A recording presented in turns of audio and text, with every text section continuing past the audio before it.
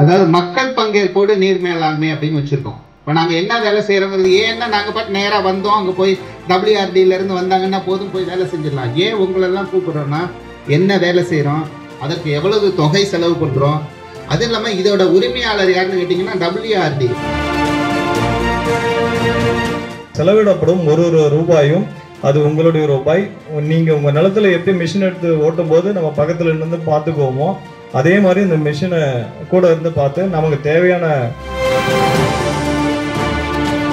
இங்கே வந்து இண்டஸ்ட்ரியலோ நிறுவனங்களோ எதுவுமே கிடையாது. நம்ம இன்றைக்கி வேலைக்கு போனால் தான் நம்மளுக்கு பிழைப்புன்ற காரணத்தினால நாங்கள் இதை வந்து சார்கிட்ட முன்னே வச்சோம்.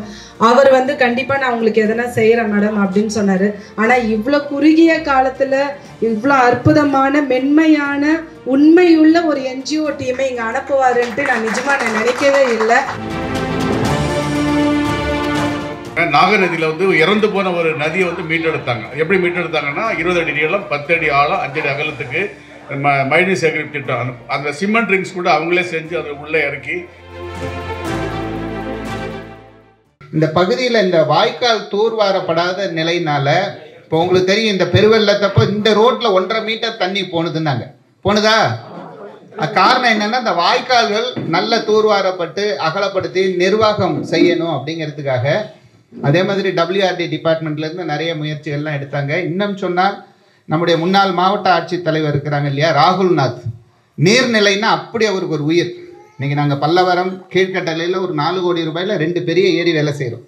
அதற்கு முழு காரணம் அவர் தான். அதுக்கு அனுமதி வாங்கி கொடுத்ததுலேருந்து எல்லாம். இப்போ நாங்கள் வந்து அந்த ஃபோர்டு அப்படிங்கிற ஒரு கம்பெனி, ஒரு பெரிய கம்பெனி, கார் கம்பெனி கேள்விப்பட்டிருக்கீங்களா? ஃபோர்டு.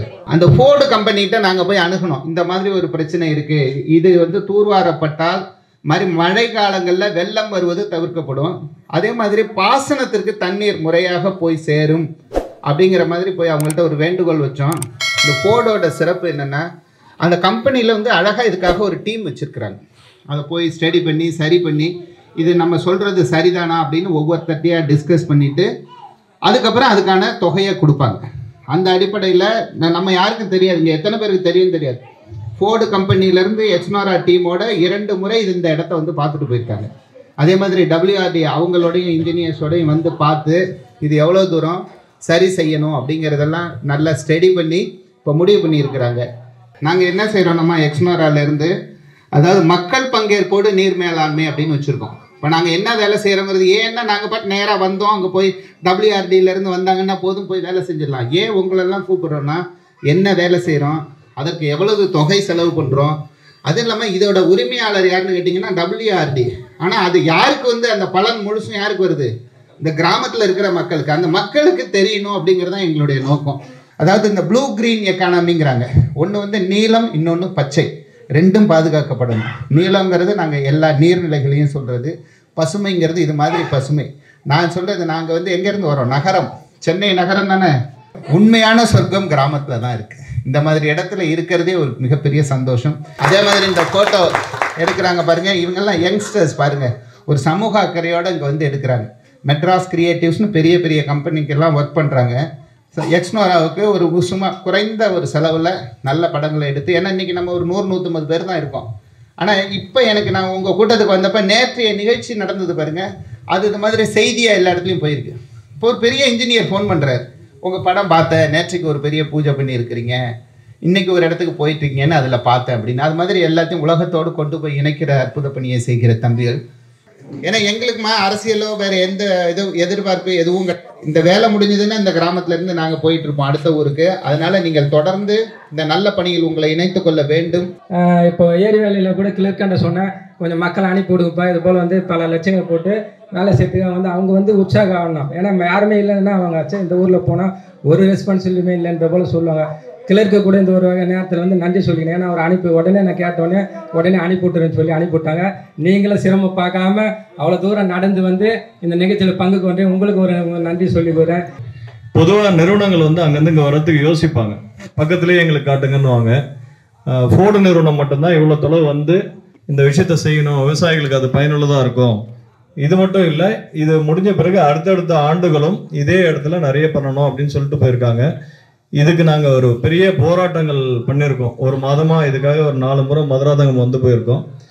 இந்த கால்வாய் பணி வந்து ஒரு 4 கிலோமீட்டர் தூரம் அதனுடைய 30 மீட்டர் அகலமோ எவ்வளவோ, ஒரு சில இடத்துல வந்து 3 மீட்டர் தான் இருக்கு. அந்த போய் சேர்ற இடத்துல நாங்கள் போய் பார்த்தோம், வெறும் 10 அடி தான் இருக்கு அகலமே, மற்றதெல்லாம் மண்ணு தூந்துருக்கு.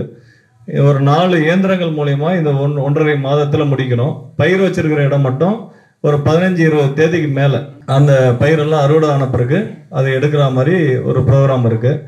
என்னுடைய வேண்டுகோள் என்னன்னா, அவங்கவுங்க நிலத்தாண்ட மிஷின் ஓடும்போது நம்ம பக்கத்துலேயே நின்றுக்கலாம். 4 நாள் நின்று ஓடினாலும் சரி, 5 நாள். இந்த வண்டிங்க நிறைய செலவில் நாங்கள் அந்த விஷயத்த பண்ணுறோம். 1 மணி நேரம் எக்ஸ்ட்ரா அவங்களுக்கு ஓடி அந்த இடத்துல நல்ல கரை அமைஞ்சு அது வந்து பல ஆண்டுகளுக்கு அது உதவும்னா நம்ம அந்த கூட நிற்கலாம். நம்ம அந்த இயந்திரத்தை எடுத்துகிட்டு வந்து ஒர்க் பண்ணுறதுக்கு எத்தனையோ லட்சம் செலவாகும். அதனால அந்த வாகனங்கள் வரும்போது ஒரு 4 நாளோ 5 நாளோ நம்மளோட லேண்ட் பார்டர் எங்கே இருக்கோ அதெல்லாம் கூட இருந்து அந்த கரையை அழகாக பண்ணிக்கிட்டோம்னா அந்த கரையிலே நீங்கள் ட்ராவல் பண்ணிட்டு வரலாம். ஸோ அந்த அளவுக்கு அகலமான கரை கூட போட்டுக்கலாம். இங்கே அந்த செலவிடப்படும் ஒரு ரூபாயும் அது உங்களுடைய ரூபாய். நீங்கள் உங்கள் நிலத்தில் எப்படி மிஷின் எடுத்து ஓட்டும் போது நம்ம பக்கத்தில் இருந்து பார்த்துக்குவோமோ அதே மாதிரி இந்த மிஷினை கூட இருந்து பார்த்து நமக்கு தேவையான அந்த கரையை நல்ல பலமான கரையை நம்ம உருவாக்கிக்கணும். இந்த ஊருக்கு ஏதாவது பண்ணணுன்ற, ஏன்னா 2 மணி நேரம் டிராவல் வந்து பண்றதுக்கு எந்த நிறுவனங்களும் ஒப்புக்கல. அவங்க வந்திருக்காங்க, வந்தவங்கள விடக்கூடாது. நம்ம கிராமத்துக்கு என்னென்ன தேவை, ஸ்கூலுக்கு என்ன தேவை, சமூக கூடத்துக்கு என்ன தேவை, இந்த மாதிரி ஒரு தேவைகளும் அந்த பெருநிறுவனம் பண்றதுக்கு விருப்பமா இருக்காங்க. மகிழ்ச்சி. எனக்கு நேற்று ஒரு 8 மணிலேருந்து எனக்கு ஃபோன் பண்ணிகிட்டே இருக்காங்க. சரி யாருன்னு ஒரு சக்தியை நான் ஃபோன் பண்ணதுக்கு அப்புறம் தான் சொன்னார், இதுமாரி ஒரு என்ஜிஓலேருந்து ஃபோன் பண்ணுறாங்க அப்படின்ட்டு. சரி சார் ஃபோன் அட்டன் பண்ண அவ்வளோ ஒரு என்னை அணுகி அவர் என்னை அப்ரோச் பண்ண விதம், என்னை அழைத்த விதம் வந்து ரொம்ப நெகிழ்ச்சியாக இருந்தது. அதுக்கு முதல்ல நன்றி சார். இப்போ இவங்க வந்திருக்கிறது என்ன காரணம்னா, நம்மளுக்கு இப்போ ஒரு நாள் மழை பெஞ்சுது இல்லைங்களா, ஒரே ஒரு நாள் மழை பெஞ்சு நம்மளுடைய விவசாயத்தையே திருப்பி போட்டுடுச்சு. அதில் பார்த்தீங்கன்னா பயிர் வச்சு ஒரு குறிப்பிட்ட ஸ்டேஜ் வரும்போது தண்ணி ஃபுல்லாக போய் அடித்து அந்த விவசாயிகள் பட்ட வேதனை நிஜமாலுமே எனக்கு இன்னமும் அது கண்ணு முன்னாடியே அப்படியே இருக்குது.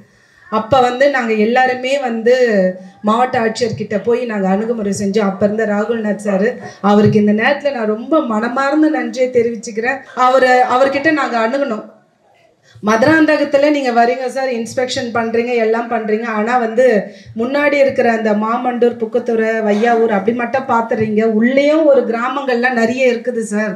அங்கெல்லாம் வந்து பார்த்தீங்கன்னா விவசாயத்தை நம்பி தான் இங்கெல்லாம் இருக்கிறோம். நம்ம இங்கே வந்து இண்டஸ்ட்ரியலோ நிறுவனங்களோ எதுவுமே கிடையாது. நம்ம இன்றைக்கி வேலைக்கு போனால் தான் நம்மளுக்கு பிழைப்புன்ற காரணத்தினால நாங்கள் இதை வந்து சார்கிட்ட முன்ன வச்சோம். அவர் வந்து கண்டிப்பாக நான் உங்களுக்கு எதனா செய்கிறேன் மேடம் அப்படின்னு சொன்னார். ஆனால் இவ்வளோ குறுகிய காலத்தில் இவ்வளோ அற்புதமான மென்மையான உண்மையுள்ள ஒரு என்ஜிஓ டீமை இங்கே அனுப்புவாருன்ட்டு நான் நிஜமாக நினைக்கவே இல்லை. நம்ம மக்களுக்கு, தமிழ்நாட்டு மக்களுக்கு, நம்ம இங்கே மதுராந்தக மக்களுக்கு நல்லது செய்யணும்னு வந்திருக்காங்க. அவங்களுக்கு நம்மளால் எந்த தொந்தரவும் இல்லாமல் அவங்க என்ன கேட்குறாங்களோ, என்ன உதவி கேட்குறாங்களோ நம்ம அவங்களுக்கு செய்யணும்னு இந்த நேரத்தில் உங்கள் எல்லார்கிட்டையும் ஒரு வேண்டுகோளாக நான் வச்சுக்கிறேன். அடுத்த முறை வரும்போது நம்ம மாரிப்புத்தூரில் நம்ம செல்லியம்மன் கோயில் சுற்றி பார்த்தீங்கன்னா அழகான ஒரு மாற்றத்தை வரணும். அதுக்கு வருகை தந்திருக்க இந்த எக்ஸ்னோரா நிறுவனத்திற்கும் என்னுடைய நன்றி கலந்த வணக்கத்தை தெரிவித்துக் கொள்கிறேன். நன்றி, வணக்கம். ஏரிகளை வந்து கரை பலமாக இருந்தால் தான் ஏரி இதுவாக இருக்கும். நம்ம வந்து அப்பப்போ வந்து ஏரிகளை வந்து இந்த மாதிரி 100 நாள் வேலை வாய்ப்பு இருக்கும் பொழுது நம்ம வந்து அதை இந்த ஊருடைய குளம், கால்வாய் போன்றதை வந்து நம்ம பாதுகாக்கிறதுக்கு வந்து நம்மளுடைய முக்கியத்துவத்தை கொடுக்கணும். மகளிர் வந்து இந்திய அளவில் சாதனை படைச்சிருக்கு தமிழ்நாடு மகளிர் தான். இந்த மகளிர் எல்லாம் என்ன பண்ணாங்க, நாகநதியில் வந்து இறந்து போன ஒரு நதியை வந்து மீட்டெடுத்தாங்க. எப்படி மீட்டெடுத்தாங்கன்னா 20 அடி நீளம், 10 அடி ஆழம், 5 அடி அகலத்துக்கு மழைநீர் சேகரிப்பு திட்டம். அந்த சிமெண்ட் ரிங்ஸ் கூட அவங்களே செஞ்சு அதை உள்ளே இறக்கி சாதனை படைச்சி 22,000 ஸ்ட்ரக்சர் அந்த மாதிரி அவங்க போட்டிருக்காங்க.